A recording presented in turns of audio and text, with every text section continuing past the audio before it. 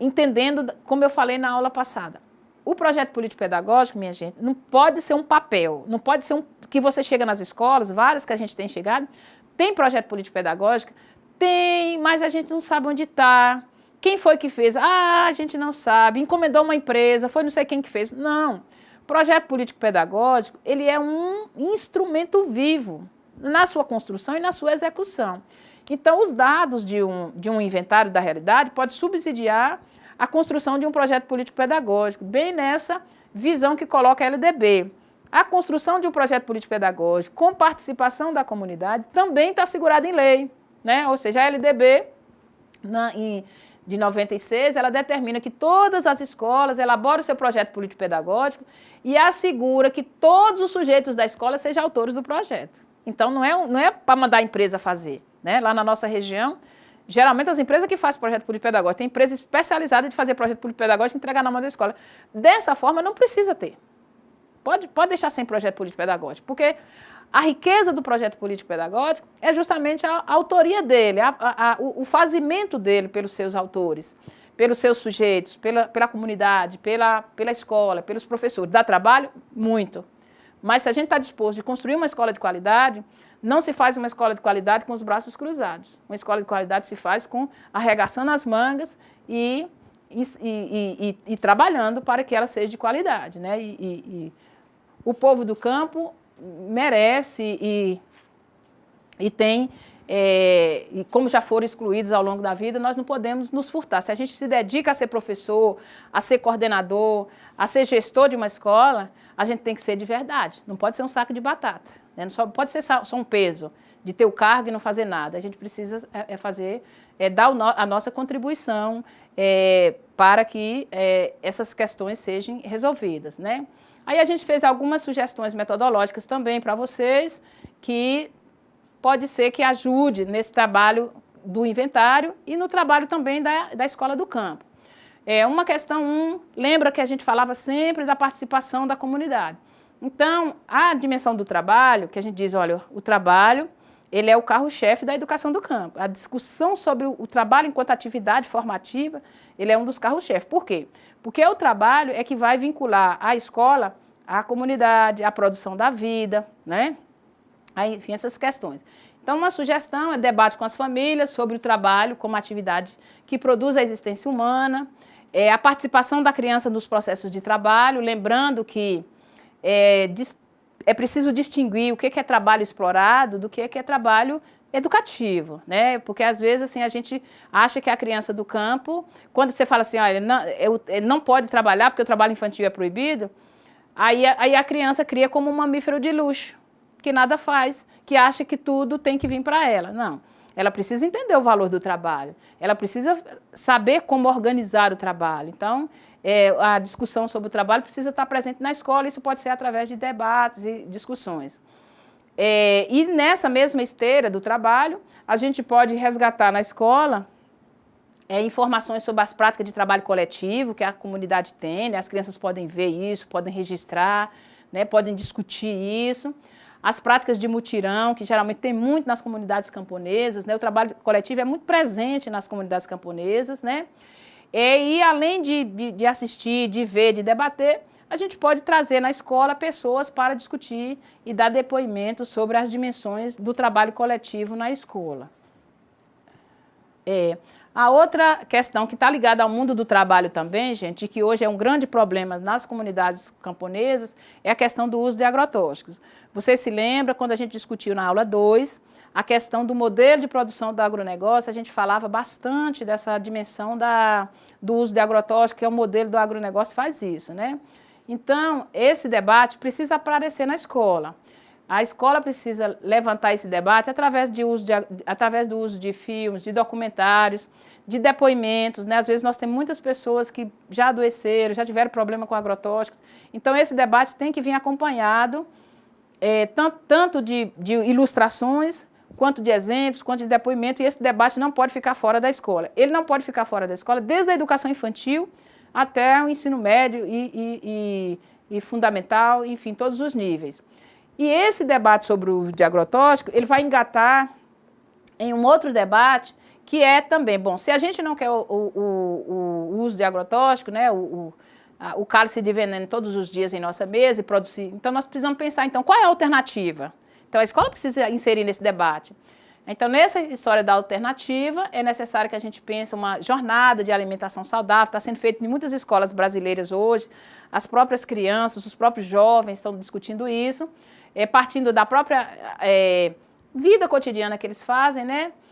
Resgatando também a alimentação tradicional, esses alimentos que a gente tem, às vezes, muito cheio de antibióticos, de venenos e tal, né? E até valorizar a alimentação que nossos pais, nossos avós, né, as famílias mais tradicionais, elas tinham e eram muito mais saudáveis, né? Isso pode ser trazido para a escola para ser discutida. Lembra a história da memória que a gente falava lá na legislação, na identidade da escola? Então, isso que nós estamos chamando de memória. Então, realizar experiências de agroecologia na escola é importante, com apoio da comunidade, replantando quintal, construindo viveiros de mudas, né? Eu acompanho uma escola lá no sul da Bahia, a escola Terra Vista, a escola Milton Santos, que tem um viveiro, que são os alunos que cuidam, eles têm uma horta maravilhosa, que são os estudantes que cuidam, ou seja, toda a experiência agroecológica do assentamento, a escola está sempre inserida, e o assentamento na escola e a escola no assentamento.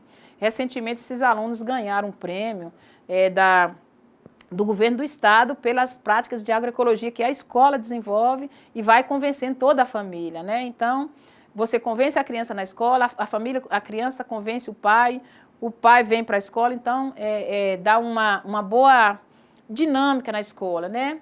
Ao mesmo tempo, é importante discutir com a escola ser o espaço de recuperação de solos, discutir como é que está as nascentes dos rios, né? Tem regiões que estão secas. Então, esse trabalho pode ser um trabalho bastante realizado da escola em conjunto com a comunidade e por aí vai. Ainda sobre o trabalho na escola, alguma possibilidade, a gente sugere ainda, continuando aí, alguns trabalhos com linguagem, que também pode ser feita, né?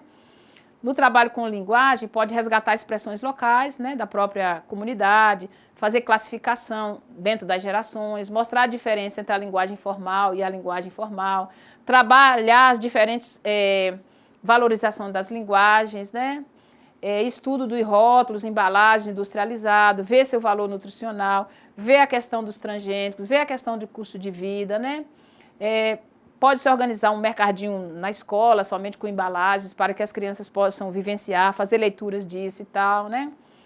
O trabalho com orçamento familiar, e assim, no campo, nós temos uma diferença do orçamento. A gente no campo não tem salário, né? Muitos dos camponeses não têm salário, mas eles também têm os serviços, então tem muita coisa que eles têm, que eles produzem, que na verdade é do seu próprio trabalho e que eles não colocam no orçamento. Então isso é importante, mostrar essa diferença entre o campo e a cidade, né? O cara da cidade, ele não tem esses produtos, mas tudo dele, se não depender do salário, ele fica sem. Então, mostra essa diferença com as crianças para que eles possam desenvolver essa percepção, né, do que é preciso comprar, mas que é produto do trabalho humano. Comparar a qualidade de alimentos que a gente produz no campo, né? Outras possibilidades que a gente pode fazer na escola do campo, realizar aquelas noites artístico-culturais na escola, né? Para valorizar as pessoas que tem na comunidade, tem poetas, tem trovadores, tem cantadores, tem violeiros, tem artesãos. Então, todo esse movimento da comunidade pode vir para a escola pode ser esse espaço, aquilo que nós falávamos anterior, a escola pode ser um espaço difusor da cultura local, né? No início de cada ano também é importante organizar a organização das turmas, né? Construir os princípios de convivência.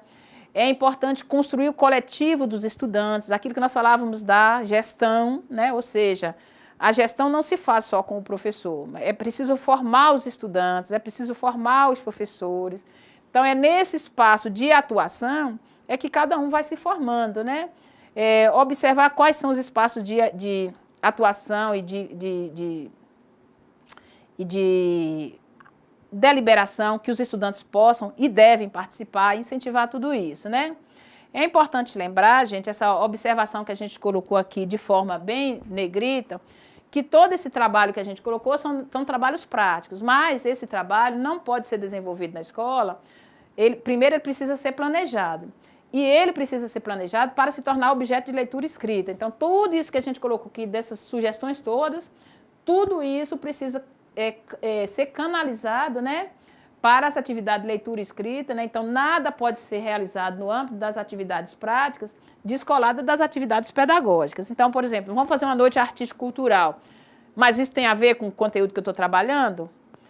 A gente precisa realizar a organização das turmas, isso tem a ver com o conteúdo? O que é que disso efetivamente sobrou para eu escrever, para ler, para discutir, para avançar no conhecimento? Então, todos esses debates não dá para ser pensado sem a gente pensar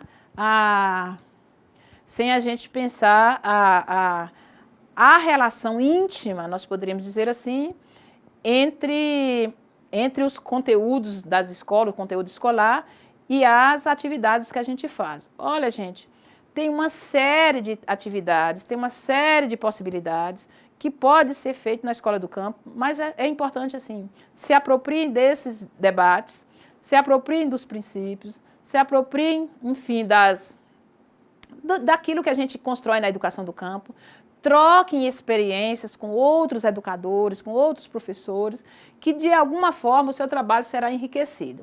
E a gente finaliza a nossa aula com essa fotografia, não está muito nítida não, mas assim, acho que dá para vocês entenderem que essa fotografia, ela é um círculo, né? Ela é um círculo de pessoas com mãos dadas. Então, essa fotografia sistematiza aquilo que nós pensamos na educação do campo. Foi uma atividade que nós fizemos lá no assentamento Terra Vista, no sul da Bahia. Então, isso sistematiza aquilo que é a educação do campo. A educação do campo são as pessoas, uns segurando nas mãos do outros, né? Ela faz em forma de círculo, ela faz em forma de seres humanos, ela faz em forma de uma ciranda que gira, né? Que gira para frente, que gira durante toda a vida.